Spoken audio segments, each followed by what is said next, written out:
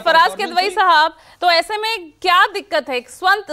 ये एक स्वस्थ लोकतंत्र की निशानी है, ये कह रहे हैं डॉक्टर कौशल मिश्रा कि अगर कोई भी सवाल कर रहा है या उठा रहा है तो अधिकार है उनका, अपनी बात वो रख सकते हैं।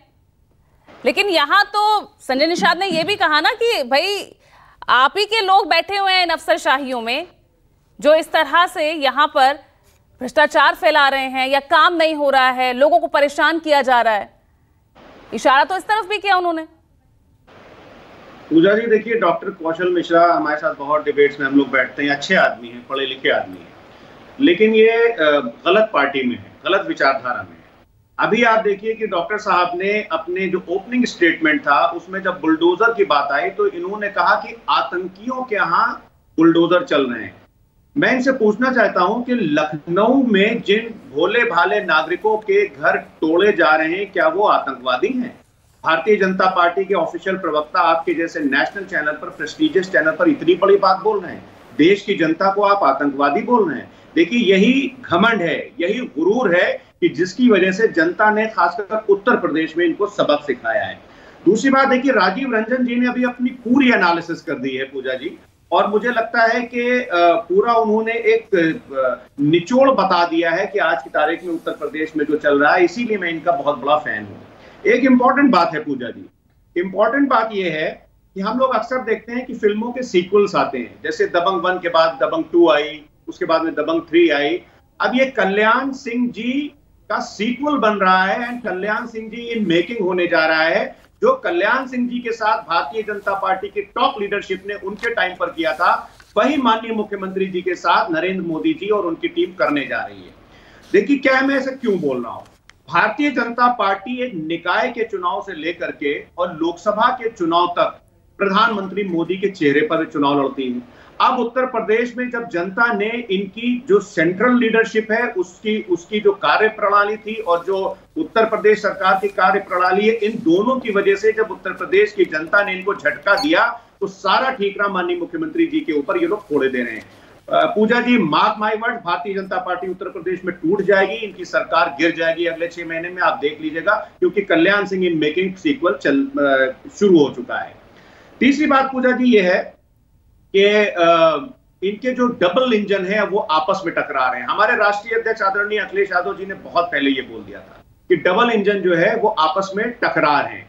बड़ा इंजन जो है वो छोटे इंजन को लखनऊ जंक्शन पर काट करके छोड़ना चाहता है कि भैया तुम यहीं खड़े रहो, और इस काम की जिम्मेदारी जो है वो छोटे इंजन के जूनियर ड्राइवर को दी गई है। केशव मौर्य जी क्या कहते हैं? केशव मौर्य जी कह रहे हैं कि सरकार से बड़ा संगठन है। अब इसके पूजा जी माने क्या है, कौन सी सरकार? और केशव मौर्य जी ऐसा क्यों कह रहे हैं, क्या संदेश देने की कोशिश कर रहे हैं पूजा जी? अगर आप केशव प्रसाद मौर्य जी का वो स्टेटमेंट सुनिएगा, उनकी बॉडी लैंग्वेज देखिएगा, तो उनके तेवर बगावती तेवर थे पूजा जी।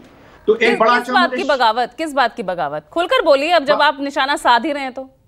अरे बगावत इस बात की है कि माननीय मुख्यमंत्री जी के ऊपर हार का ठीकरा फोड़ा जा रहा है, और ये माननीय गृह मंत्री जी और उनकी टीम कर रही है।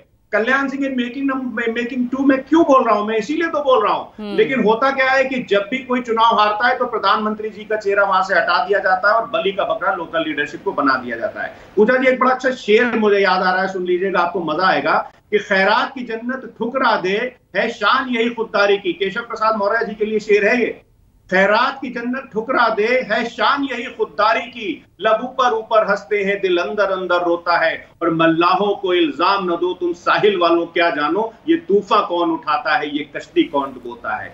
ये तूफान उठाया जा रहा है, और ये तूफान भारतीय जनता पार्टी की टॉप लीडरशिप खुद उठाई जा रही है, क्योंकि उनको खतरा महसूस हो रहा है कि माननीय मुख्यमंत्री जी जो है वो कहीं इनके लिए आगे खतरा न बन जाए, चैलेंज न बन जाए। अब पूजा जी देखिए, क्या है कि भारतीय जनता पार्टी के पैरों तले जमीन निकल रही है। मैं ऐसा क्यों बोल रहा हूं? सीएसडीएस का एक सर्वे आया है, उस सर्वे के हिसाब से जो गैर जाटो दलित वोट है वो भारतीय जनता पार्टी से करीब करीब 20% खिसक चुका है।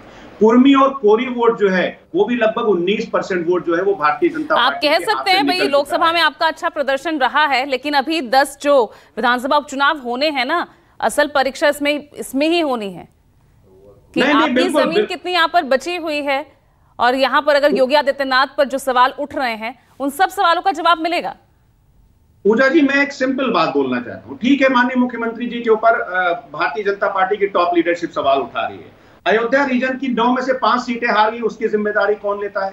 माननीय प्रधानमंत्री जी 10 लाख वोट से जीतने का दावा करते थे, 1.5 लाख के अनिल दुबे, ठीक है अनिल दुबे, जरा जवाब दीजिए। जहां इशारा कर रहे हैं कल्याण सिंह के टाइम की, हाँ बोले डॉक्टर कौशल मिश्रा, बोले। बस एक छोटा सा, फराज किदवई साहब ने मेरी बात को किस तरह से रखा, देश की जनता को इन्होंने आतंकी कह दिया। इनको नहीं, वो तो कह रहे सीधा कि कल्याण सिंह पार्ट 2 होने जा रहा है, जो 97 से 99 के टाइम हुआ था। वो कल्याण सिंह पार्ट 2 का है या पार्ट 3 का, मुझे उसकी दिक्कत नहीं है, वो राजनीतिक बयान है। हाँ। लेकिन इन्होंने देश की जनता को आतंकी कहा, इन्होंने मेरे शब्द को पूजा जी देखिए, रिकॉर्ड चलाइए। मैंने कहा बुलडोजर, मैं दोबारा बोल रहा हूँ फराज साहब, मैं दोबारा बोल रहा हूँ, मैं दोबारा बोल रहा हूँ, मैं दोबारा बोल रहा हूँ फराज साहब, रुके ना, मैं दोबारा बोल रहा हूँ, बोलने दीजिए, दोबारा बोल रहा हूँ।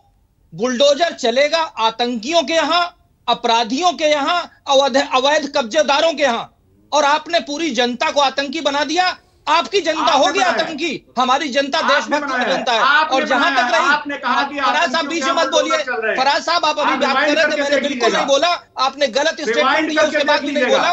पूजा जी, अगर यही तरीके से करना है डिबेट तो मैं ऐसा ही करता रहूंगा, कोई नहीं बोल पाएगा। ठीक है, ठीक है फराज साहब, गलत बात है। एक तो आप यहाँ पर बैठ करके नेशनल चैनल पे झूठ बोल रहे हैं, और दूसरी बात मैं पूछना चाहता हूं, आपसे पूछता हूं, समाजवादी पार्टी बड़ी है या समाजवादी पार्टी की सरकार बड़ी है? इसका क्या जवाब दोगे? हर आदमी, हर पार्टी का संगठन बड़ा बनता है, जब संगठन बड़ा होता तभी सरकार आती है। इस वक्त तो सवाल कौशल जी, आपके संगठन पर ही खड़े हो रहे हैं ना, यूपी का ये संगठन।